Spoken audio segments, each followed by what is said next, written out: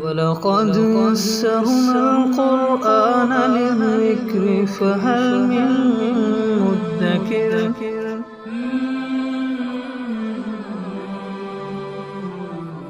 سورۃ البقرہ آیت نمبر 231۔ اعوذ باللہ من الشیطان الرجیم، بسم اللہ الرحمن الرحیم۔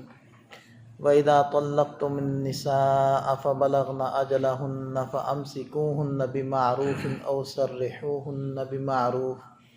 وَلَا تُمْسِكُوهُنَّ ضِرَارًا لِتَعْتَدُوا وَمَن يَفْعَلْ ذَلِكَ فَقَدْ ظَلَمَ نَفْسَهُ وَلَا تَتَّخِذُوا آيَاتِ اللَّهِ هُزُوًا وَاذْكُرُوا نِعْمَةَ اللَّهِ عَلَيْكُمْ وَمَا أَنزَلَ عَلَيْكُم مِّنَ الْكِتَابِ وَالْحِكْمَةِ يَعِظُكُم بِهِ وَاتَّقُوا اللَّهَ وَاعْلَمُوا أَنَّ اللَّهَ بِكُلِّ شَيْءٍ عَلِيمٌ۔ سابقہ دو آیات میں بھی طلاق کے کچھ احکامات مذکور تھے، ان آیات میں بھی طلاق سے متعلق ہی کچھ احکامات ہیں، لہذا ارشاد فرمایا وَإِذَا طَلَّقْتُمُ النِّسَاءَ، جب تم عورتوں کو طلاق دے بیٹھو۔ دیکھیں، طلاق کی بنیادی دو قسمیں ہوتی ہیں، ایک طلاق رجعی، دوسری طلاق بائن۔ ایک طلاق رجعی، دوسری طلاق بائن۔ رجعی طلاق وہ ہوتی ہے کہ جس کے اندر عدت ختم ہونے سے پہلے آپ رجوع کر سکتے ہیں، نکاح جدید کی ضرورت نہیں، یعنی نکاح باقی ہے، نکاح ختم تب ہوگا جب عدت مکمل ہوگی۔ دوسری قسم ہوتی ہے طلاق بائن، اس کے اندر طلاق ہوتے ہی نکاح ختم ہو جاتا ہے، اور اگر عدت کے دوران بھی وہ رجوع کرنا چاہے تو رجوع نہیں کر سکتا، بلکہ نکاح جدید کرنا پڑے گا۔ تو قرآن نے جو الفاظ استعمال کیے ہیں وہ طلقتم النساء، جب تم عورتوں کو طلاق دو، اس سے اشارہ ملتا ہے کہ تم نے طلاق رجعی دینی ہے، کیونکہ طلاق رجعی ہوتی ہے جب صریح الفاظ بول کر میں تجھے طلاق دیتا ہوں، یوں الفاظ بول کر اگر طلاق دے گا تو اس سے طلاق رجعی ہوگی، اور اگر اشارے کنائے سے طلاق دیتا ہے، یہ میرے گھر سے دفع ہو جا، میرا تیرے ساتھ کوئی تعلق نہیں، اور نیت کرتا ہے طلاق کی، تو پھر اس سے طلاق بائن ہو جاتی ہے، یعنی یہ زیادہ سخت طلاق ہوتی ہے، اور اس سے فوری طور پر نکاح ختم ہو جاتا ہے، اور عدت کے دوران بھی دوبارہ نکاح کرنا پڑتا ہے۔ تو قرآن کے الفاظ میں اشارہ ہے کہ جب تم نے طلاق دینی ہے تو طلاق رجعی دینی ہے، کیونکہ اس میں بغیر نکاح کے رجوع ممکن ہے۔ آگے فرمایا فَبَلَغْنَ أَجَلَهُنَّ، پھر جب یہ عورتیں جو طلاق یافتہ ہیں وہ اپنی عدت کو پہنچ جائیں، یعنی عدت مکمل ہونے کے قریب ہو اور طلاق دی ہوئی ہے رجعی، تو پھر کچھ وقت گزر گیا، سوچنے کا موقع مل گیا، غصہ اور ناچاکی بھی کم ہو گئی، نکاح کے اس عورت کے نکاح میں باقی رہنے کے فوائد بھی کچھ نہ کچھ سامنے آ گئے، نقصانات بھی سوچ لیے، تو فرمایا کہ جب عدت پوری ہونے کے قریب ہے، اب دل میں یہ بات آ رہی ہے کہ نہیں، ہمیں نبھا کرنا چاہیے اور اپنی بات سے رجوع کرنا چاہیے، تو اچھی بات ہے فَأَمْسِكُوهُنَّ بِمَعْرُوفٍ، تو بھلے طریقے سے تم ان عورتوں کو اپنی نکاح میں روک لو، یعنی رجوع کر لو، لیکن بمعروف کی قید لگا دی کہ ایسا نہ ہو کہ تمہارے دل کے اندر یہ بات ہو کہ اس کو میں نے ستایا تو ہے نہیں، اس پر ظلم تو کیا نہیں، تو چلو یہ کرتے ہیں کہ اس سے رجوع کر کے دوبارہ اس کو اپنے نکاح میں لاتے ہیں تاکہ ظلم زیادتی کر سکے، تو ایسی کوئی نیت نہ ہو۔ لہذا دیکھیں کہ آگے کیا ارشاد فرمایا وَلَا تُمْسِكُوهُنَّ ضِرَارًا لِتَعْتَدُوا، اور مت روکو ان عورتوں کو نقصان پہنچانے کے لیے تاکہ تم ان کے اوپر ظلم کرو۔ ایسا نہ ہو جو جاہلیت میں لوگ کیا کرتے تھے کہ میں نے اب اس کو چھوڑنا تو ہے اور طلاق تو ایک دے دی ہے، تو ان کے اوپر ظلم کرنے کی نیت سے جب ان کی عدت پوری ہونے لگتی تو رجوع کر لیتے، پھر کچھ عرصہ ان کو اپنے پاس رکھتے اور تعلقات بھی قائم نہ کرتے، پھر اس کو طلاق دے دیتے، پھر یہاں تک کہ اس کی عدت ختم ہونے کے قریب ہوتی پھر رجوع کر لیتے، یہ نقصان دینے کے لیے، ستانے کے لیے، پریشان کرنے کے لیے۔ تو فرمایا کہ ایسا مت کرو۔ پھر بمعروف کے اندر یہ بھی شامل ہو گیا کہ ان کو ستانے کے لیے، ظلم کرنے کے لیے مت روکو، اور دستور کے موافق یعنی بھلے طریقے سے ان سے رجوع کر لو۔ او سرحوہن بمعروف، یا پھر ان کو چھوڑ دو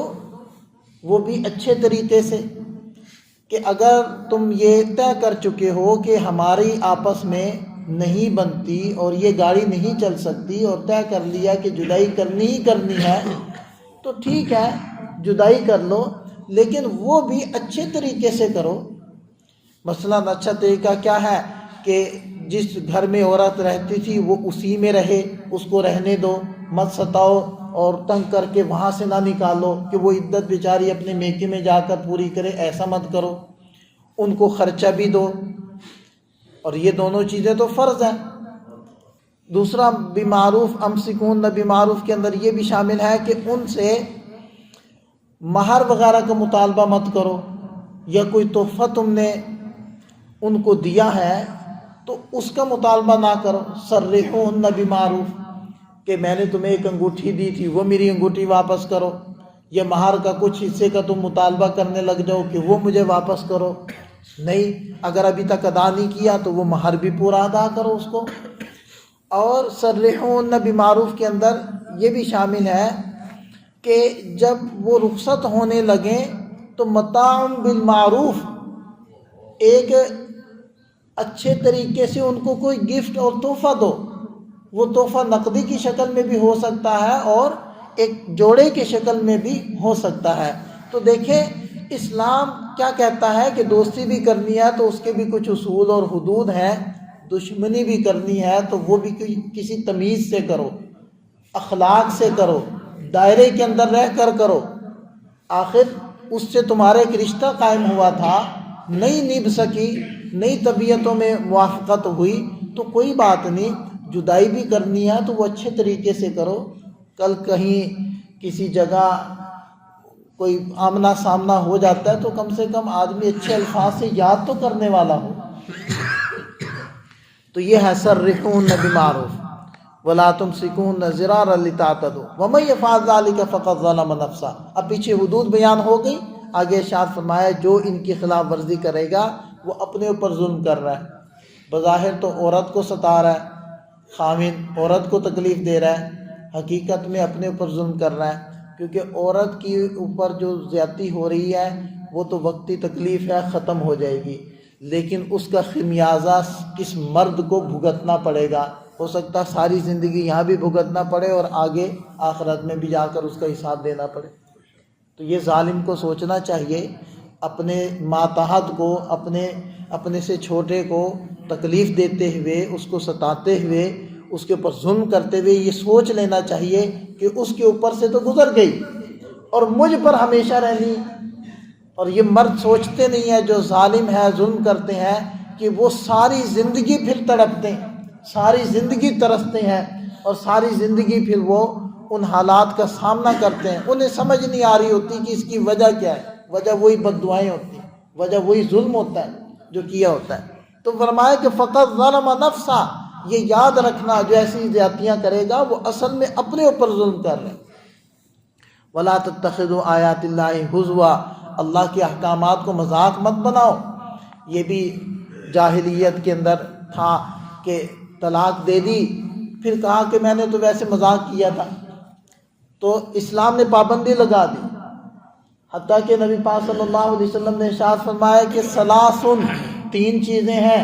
جدہن جد وحزلہن جد، ان کی سنجیدگی بھی سنجیدگی، ان کا مذاق بھی سنجیدگی، یعنی اگر مذاق میں بھی کہہ دو گے تو ہو جائے گا۔ پہلی چیز طلاق، دوسری چیز نکاح، تیسری چیز اطاعت، یعنی غلام کو، باندی کو آزاد کرنا۔ اگر مذاق میں بھی کرو گے تو ہو جائے گا۔ لہذا اگر کوئی ڈرامہ بنا رہے ہیں اور گواہ موجود ہیں، مطلب دو افراد اس مرد و عورت کے علاوہ بھی موجود ہیں اس جگہ میں، اور وہ ڈرامہ کرتے ہوئے آپس میں ایجاب و قبول کر لیں گے، میں نے تم سے نکاح کیا، اس نے کہا میں نے قبول کیا، تو نکاح ہو جائے گا۔ اور اگر ڈرامہ کرتے ہوئے وہ میاں بیوی تھے آپس میں حقیقت میں بھی، اور ڈرامے میں بھی وہ میاں بیوی بن کر آ گئے، اور رول یہ تھا کہ اس نے طلاق دینی ہے تو مرد نے طلاق دے دی تو وہ ہو جائے گی۔ وہ بھلے کہتے ہیں کہ ہم تو ڈرامہ کر رہے تھے، ان میں کوئی ڈرامہ نہیں چلتا، یہ تین چیزیں ایسی ہیں کہ مذاق میں بھی کرو گے تو ہو جائے گی۔ یہ ہے وَلَا تَتَّخِذُوا آیَاتِ اللَّهِ ہُزُوًا۔ اور ویسے بھی مذاق اڑانے کا ایک یہ بھی طریقہ ہوتا ہے مذاق بنانے کا، کہ خام خواہ کسی کو پریشان کرنا یا بعد میں جھوٹ بول دینا کہ جی میں نے تو یہ نہیں سوچا تھا، میں نے تو یہ نہیں کہا تھا، تو یہ بھی مذاق کے اندر داخل ہے۔ وَاذْكُرُوا نِعْمَةَ اللَّهِ عَلَيْكُمْ، اور اپنے اوپر جو اللہ کی نعمت ہوئی ہے اس کو یاد کرو۔ وَمَا أَنزَلَ عَلَيْكُم مِّنَ الْكِتَابِ وَالْحِكْمَةِ، خاص طور پر جو اللہ نے تم پر کتاب اور حکمت یعنی حکمت کی باتیں نازل کی ہیں، یعنی احادیث مبارکہ جو تمہیں پہنچائی ہیں، ان کو یاد کرو۔ یعظکم بھی، جس کے ذریعے سے اللہ تعالیٰ تم کو نصیحت کرتا ہے۔ واتقوا اللہ، اللہ سے ڈرو۔ وعلموا، اور جان لو اس بات کو کہ ان اللہ علی کل شیء، ان اللہ بکل شیء علیم، اس بات کو کہ اللہ تعالیٰ ہر چیز کو جانتے ہیں، ہر چیز اس کے علم میں ہے۔ اگلے حکم دیا وَإِذَا طَلَّقْتُمُ النِّسَاءَ، اور جب تم عورتوں کو طلاق دے بیٹھو، فَبَلَغْنَ أَجَلَهُنَّ، پھر وہ اپنی عدت کو پہنچ جائیں یعنی عدت پوری کر لیں، فَلَا تَعْضُلُوهُنَّ، تو ان کو مت روکو اس بات سے، أَن يَنكِحْنَ أَزْوَاجَهُنَّ، یہ کہ وہ اپنے خامدوں سے نکاح کریں۔ عربوں کے اندر یہ بھی ایک بدعت اور رسم چلی آ رہی تھی کہ جب عورتوں کی عدت پوری ہو جاتی، وہ اگر نکاح کرنا چاہتی آگے دوسرا تو وہ اس کو معیوب سمجھتے تھے، یا اسی طرح اگر وہ اسی مرد سے نکاح کرنا چاہتی جس مرد نے اس کو طلاق دی تھی، اس کو معیوب سمجھتے تھے، یا اس کو اپنی عزت ذلت کا مسئلہ بنا لیتے تھے۔ اس میں حضرت معقل ابن یسار رضی اللہ عنہ کا قصہ بھی آتا ہے، حضرت جابر بن عبداللہ رضی اللہ عنہ کا قصہ بھی آتا ہے کہ ان کے ساتھ بھی کوئی ایسا معاملہ ہوا کہ حضرت معقل رضی اللہ عنہ کی ہمشیرہ تھیں، ان کا جن سے نکاح کیا تھا انہوں نے طلاق دے دی تھی، لیکن عدت پوری ہونے کے بعد پھر انہیں رجوع کرنا چاہا، مطلب دوبارہ نیا نکاح کرنا چاہا، تو حضرت معقل رضی اللہ عنہ نے منع کر دیا کہ نہیں، اب ہم آپ سے نکاح نہیں کریں گے۔ اسی طرح حضرت جابر رضی اللہ عنہ والا قصہ بھی ہے، تو اللہ تعالیٰ نے منع فرما دیا کہ اگر عدت پوری ہو گئی اور وہ سابقہ خاوند کی طرف ہی لوٹنا چاہے، یعنی اس سے دوبارہ نکاح کرنا چاہے اور 3 طلاقیں نہیں ہوئی، 1 یا 2 ہوئی ہیں، تو پھر ان کو مت روکو۔ اور اسی طرح اگر وہ کسی اور مرد سے نکاح کرنا چاہ رہی ہے تو پھر بھی مت روکو، کیونکہ وہ عاقلہ بالغہ ہے، اس کو اختیار ہے کہ وہ اپنا نکاح کرے اگر وہ شرائط و ضوابط پوری ہیں۔ اذا تراضوا بینہم، اگر وہ آپس میں رضامند ہے اور شریعت کے دائرے کے اندر رہ کر وہ نکاح کرنا چاہ رہے ہیں، تو ان کو مت روکو، ان کے اوپر کوئی پابندیاں مت لگاؤ، ان کو نکاح کرنے دو، بلکہ خود آگے بڑھ کر ان کا نکاح کرواؤ۔ اس سے اذا تراضوا سے اشارہ ہو گیا کہ جب رضامند ہے، یعنی زبردستی بھی مت کرو کہ کسی ایسی جگہ ان کا نکاح کرنا چاہ رہے ہو جہاں وہ راضی نہیں ہے، تو ایسی زبردستی بھی مت کرو۔ اسی طرح اس سے یہ بھی پتہ چل گیا کہ کوئی ایسی جگہ کہ جہاں شرعاً ان کا نکاح کرنا درست نہیں ہے، جیسے کہ مہر مثلی سے بہت ڈاؤن ہو کر نکاح کرنا، یعنی بہت معمولی مہر پر نکاح کرنا، اس سے خاندان کی عورتوں پر اثر پڑتا ہے۔ ہمارے ہاں تو مہر کا کنسیپٹ ہی ختم ہو گیا نا، ورنہ عربوں کے ہاں تو باقاعدہ مہر ایک اس کو حیثیت دی جاتی تھی۔ اب میں جہاں بھی نکاح پڑھایا ان کو کہہ دیں اگر بھی مہر تو اچھا رکھو، تو وہ ہم سے لڑنا شروع کر دیتے ہیں، جیسے ہمیں دینا ہے انہوں نے۔ تو مہر اچھا دیا کرتے تھے وہ حضرات۔ اب کم سے کم جو مہر کا تذکرہ آتا ہے وہ 500 درہم آتے ہیں، وہ 500 درہم کوئی اب تو 2 لاکھ سے متجاوز بنتا ہوگا 500 درہم۔ حضرت عائشہ صدیقہ رضی اللہ عنہ کا بھی اتنا ہی تھا، حضرت فاطمہ الزہرا رضی اللہ عنہ کا بھی اتنا ہی تھا۔ 500 درہم تو بالکل معمولی سی مقدار سمجھی جاتی تھی، ورنہ اس سے زیادہ 10 ہزار درہم تک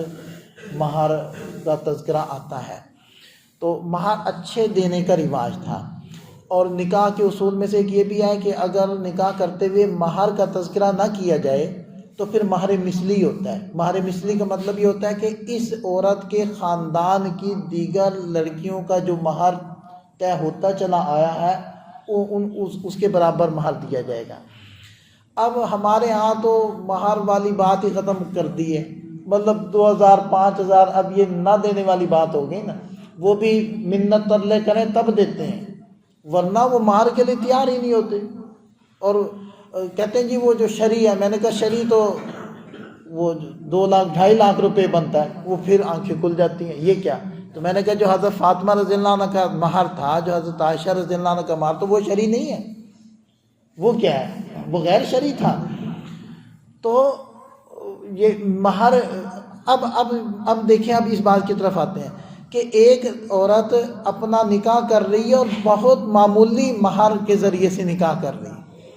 اب اس کی وجہ سے وہ معیار بقیہ کا خراب ہو جائے گا، کیونکہ مہر مثلی اب کیا ہو گیا؟ بہت معمولی سا، حالانکہ بقیہ کا اچھا مہر ہونا چاہیے تھا۔ تو یہ بھی ایک وجہ ہوتی ہے کہ ایسی طریقے سے عورت نکاح کر رہی ہے جو مہر مثلی سے بہت معمولی پر ہے، یا اسی طرح نکاح کر رہی ہے کف میں نہیں ہے۔ کف یعنی کہ خاندانی برابری، علاقائی برابری، ذہنی طور پر برابری، مالی طور پر برابری یہ ہونی چاہیے، کسی حد تک برابری، 100% تو کوئی بھی نہیں ہوتا۔ اصل میں کف کا مسئلہ بھی اس لیے نکاح کے اندر چلتا ہے تاکہ ان کی آپس میں نبھ سکے، ان کی گاڑی چل سکے۔ اب ایک ٹائر لگا دیا ٹریکٹر کا جو پیچھے والا ٹائر ہوتا ہے، اور دوسرا لگا دیا جو آگے والا ٹائر ہوتا ہے، تو گاڑی کیسے چلے گی؟ مطلب ایک ہائی ایجوکیشن والا مرد ہے اور عورت بالکل دیہات کی ان پڑھ ہے، گاڑی کیسے چلے گی؟ ایک عورت بڑے خاندان کی ہے، مطلب بڑی مالدار عورت ہے، اور مرد بالکل غریب خاندان کا ہے، گاڑی نہیں چلے گی۔ ٹھیک ہے، عورت امریکہ میں رہتی تھی اور مرد یہاں سے کسی دیہات کا تھا، زبان نہیں جانتے، رسم و رواج نہیں پتہ، آپس میں رہن سہن کا، کھانے پینے ہر چیز کا فرق ہے، کیسے چلیں گے؟ اب تو مطلب اتنا فرق ہوتا ہے، مطلب ادھر ارائی فیملی رہتی ہے، ادھر رانا فیملی رہتی ہے، تو حالانکہ اکٹھے رہتے ہیں، ساتھ ساتھ رہتے ہیں، لیکن ان دونوں کے جو سالن ہوتے ہیں، ان کے اندر جو مرچیں ہوتی ہیں، ان میں فرق ہوتا ہے۔ اب اتنی چھوٹی چھوٹی چیزوں کا بھی فرق ہوتا ہے، اور بعض دفعہ یہ چھوٹی چیزیں ہی جھگڑوں کا سبب بن جاتی ہیں، بھی یہ ہمیں اس لیے زیادہ مسالے ڈالتی ہے تاکہ ہم نہ کھائیں، تو یوں کے مسائل ہوتے ہیں۔ پھر وہ رہن سہن کا، سونے جاگنے کا، کھانے پینے کا، پہننے لینے دینے کا، ان چیزوں میں فرق ہوتا ہے، اس سے مسائل بن جاتے ہیں۔ اسلام یہ چاہتا ہے کہ جب تعلق قائم ہو تو وہ قائم رہے، وہ چلے، نہ کہ ٹوٹے، اس لیے کف کا مسئلہ بھی آتا ہے۔ تو بہرحال اذا تراضوا بینہم بالمعروف، جب وہ آپس میں دستور کے موافق رضامند ہوں تو پھر ان کو نکاح سے مت روکو۔ ذالک یوعظ بہ، یہ وہ بات ہے جس کے ذریعے تمہیں نصیحت کی جاتی ہے۔ کس کو نصیحت کی جاتی ہے؟ ذالک یوعظ بہ، اس کے ذریعے سے نصیحت کی جاتی ہے من کان منکم، اس شخص کو جو تم میں سے یؤمن باللہ والیوم الآخر، اللہ پر اور قیامت کے دن پر ایمان رکھتا ہے۔ ذالکم ازکیٰ لکم، یہ تمہارے لیے بہت زیادہ پاکیزگی و اطہر اور صفائی ستھرائی کا سبب ہے، یعنی یہ جتنے بھی احکام دیے ہیں، واللہ یعلم وانتم لا تعلمون، اللہ جانتے ہیں تم نہیں جانتے۔ مطلب قرآن کے جو فیصلے ہیں یا قوانین ہیں وہ دیگر قانون کی کتابوں کی طرح نہیں ہے، بس حکم دے دیا یہ کرو، نہیں، قرآن اپنے فیصلوں اور اپنے احکامات کی حکمتیں، مصلحتیں اور ان کو پورا نہ کرنے کے نقصانات، ضرر، وہ اتنی تفصیل سے بیان کرتا ہے کہ اگر کوئی انسان انسانیت کے لبادے سے باہر نہ نکلا ہو تو وہ ماننے کے لیے تیار ہو جائے۔ پھر ان کو عقیدہ آخرت دیتا ہے، پھر ان کو بتاتا ہے کہ تم جو کر رہے ہو اللہ دیکھ رہے ہیں، تم جو کر رہے ہو اللہ کی نگاہ میں ہے، تم جتنی قدرت رکھتے ہو اس سے زیادہ اللہ تمہارے اوپر قدرت رکھتے ہیں۔ تو یہ ساری باتیں کس لیے ہوتی ہیں قرآن کے اندر؟ تاکہ انسان عمل کے اوپر آ جائے، کیونکہ خاص طور پر میاں بیوی کے جو مسائل ہوتے ہیں اس میں تقوی کا بار بار تذکرہ آتا ہے، کیونکہ وہ ایک چھت تلے ایک کمرے میں ہوتے ہیں، ان میں سے ظلم کس نے کیا ہے؟ اب مثلا ظلم کیا ہے مرد نے، ٹھیک ہے، لیکن مرد گفتگو کرنے میں بھی تکڑا ہے، بیان کرنے میں بھی تکڑا ہے، اب وہ ہر جگہ سچا بھی ہو رہا ہے، ظالم بھی وہ ہے، وہ عورت بیچاری وہ شرم کی ماری وہ بول نہیں سک رہی، وہ صرف آنسو بہا رہی ہے۔ اب اللہ تعالیٰ بار بار فرماتے ہیں واتقوا اللہ، اللہ سے ڈرو، یعنی اللہ کو تو پتہ ہے کون سچا ہے کون جھوٹا ہے۔ اس لیے دیکھیں نا، نکاح کے اندر 3 ہی آیتیں خطبے میں پڑھنا مسنون ہے، تینوں میں سے کسی کے اندر نکاح والی بات نہیں ہے، تینوں میں تقوی والی بات، واتقوا اللہ واتقوا اللہ واتقوا اللہ، تقوی کا تذکرہ ہے تینوں آیتوں میں، کیونکہ نکاح کا مسئلہ ہے، یہاں تیسرا بندہ فیصلہ نہیں کر پائے گا صحیح معنی میں، جو آپس میں وہ ایک دوسرے کا فیصلہ کر پائیں گے۔ تو اس لیے اللہ تعالیٰ بار بار آخرت کی طرف متوجہ کرتے ہیں کہ اگر ظلم کرو گے تو پھر وہ تمہیں خود بھگتنا پڑے گا۔ اللہ تعالیٰ ہمیں سمجھ عطا فرمائے۔